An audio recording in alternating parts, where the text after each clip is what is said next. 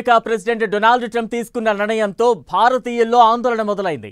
H-1B వీసాదారులు సంవత్సరానికి $1,00,000 fee చెల్లించాలంటూ Trump bomb పేల్చడంతో Indians లో tension నెలకొంది. ఇటువంటి నిర్ణయాలతో అమెరికాతో పాటు భారత్కు కొంత నష్టం జరిగే అవకాశం ఉందంటున్న బిజినెస్ అనలిస్ట్ కన్సల్టెంట్ వెంకటేశ్వర రెడ్డితో మా ప్రతినిధి Nagaraju face to face. America అధ్యక్షుడు డొనాల్డ్ ట్రంప్ తీసుకున్న తాజా నిర్ణయంతో కూడా రేపు అర్ధరాత్రి 21 దాకా నుంచి కూడా ఈ ఏవైతే ఉన్నాయో H-1B వీసాలకు సంబంధించిన $1,00,000 కూడా వేస్తా అని చెప్పేసి కూడా ఇప్పటికే ప్రకటన జరిగింది. దీంతో కూడా కొంతమంది భారతీయుల్లో కూడా ఆందోళన వ్యక్తం చేస్తున్న పరిస్థితుల్లో కూడా మనతో మాట్లాడటానికి ఇప్పటికే అటు కన్సల్టెన్సీ అండ్ బిజినెస్ అనాలిసిస్ట్ అయినటువంటి వెంకటేశ్వర రెడ్డి ఉడుమల గారు ఉన్నారు. ఆయన అడిగి మరిన్ని విషయాలు తెలుసుకుందాం. సార్, ఇప్పుడు H-1B వీసాల మీద దాదాపుగా $1,00,000 కూడా వేస్తా అని చెప్పేసి ట్రంప్ చెప్పడం కూడా జరిగింది. దీని మీద అసలు భారతీయ ఎటువంటి ప్రభావం చూపిస్తుంది?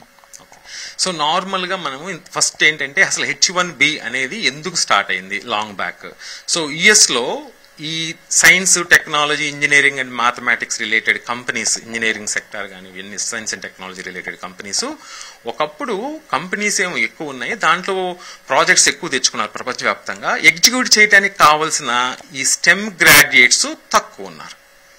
సో అమెరికాలో కావాల్సినంత మంది దొరకట్లా. సో వేకెన్సీస్ అనమాట. దానివల్ల ప్రాజెక్ట్స్ చేయలేని పరిస్థితి. అందుకని యుఎస్ గవర్నమెంట్ ని కంపెనీస్ రిక్వెస్ట్ చేశాయి, we are going to recruit outside the America.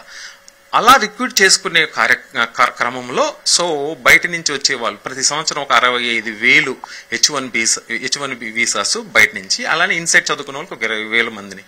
So ఆ ప్రాసెస్ లో ఇండియన్స్ కి సో అది ఒక ఆపర్చునిటీ లాగా. ఎందుకంటే stem graduates especially software related వాళ్ళకి ఇండియాలో నుంచి 70% H-1 పిక్ అవుతున్నాయి. అంటే వాళ్ళకి శాలరీస్ ఎలా ఉంటాయి సార్? మామూలుగా పర్ యానం వచ్చేసి H-1B వీసా ఉన్న వాళ్ళకి ఐటీ కంపెనీలు ఎంత ఉంటాయి? పర్ యానం ఎంత ఉంటే ఇప్పుడు టారిఫ్లు ఎంత ఉంటాయి? $60,000 నుంచి $2 to $3 lakhs వచ్చే హైయెస్ట్ పెయిడ్ పీపుల్ కూడా ఉంటారనమాట, హైలీ ఇంటలెక్చువల్స్. యావరేజ్ మీన్ తీసుకోవాలి ఎప్పుడు కూడా మనం, ఎక్స్ట్రీమ్ లో ఎక్స్ట్రీమ్ హై కాకుండా. సో 1 lakh to 1.2 lakhs అంటే $1,20,000, సుమారు $1,00,000 నుంచి $120,000 సంవత్సరానికి. సో H-1 మీద వర్క్ చేసే ఎంప్లాయీస్ డ్రా చేసే శాలరీస్ అవి. అంటే మొత్తానికి ఇటువంటి ప్రభావం అంటే భారతీయుల మీద కన్నా ఎక్కువ ప్రభావం చూపించే అవకాశం ఉంది. ఇప్పటికే అక్కడ టారిఫ్లు కూడా 50% ట్యాక్స్ కూడా పే చేస్తున్నారు ఇప్పుడు మొత్తం అందరి మీద కూడా. ఇప్పటికీ మరోవైపు కూడా ఇటువంటి అంటే $1,00,000 పెంచడం అని చెప్పి యానం పెంచాలని చెప్పి చేయడం వల్ల కూడా భారతీయులకు అంటే అసలు ఎటువంటి పరిణామాలు ఎదుర్కోవాల్సి వస్తుంటుంది? సో నార్మల్ గా యుఎస్ అనేది ఏంటంటే ప్రజాస్వామ్య దేశం.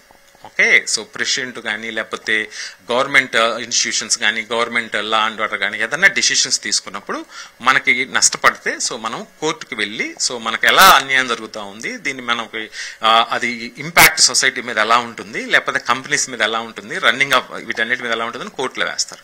సో అవి కోర్టు కూడా చాలా అంటే లైక్ డీటెయిల్డ్ లైక్ అనాలిసిస్ తీసుకొని డిస్కషన్స్ చేసి ఆ కరస్పాండింగ్ వాళ్ళతో డిసిషన్స్ తీసుకుంటాయి.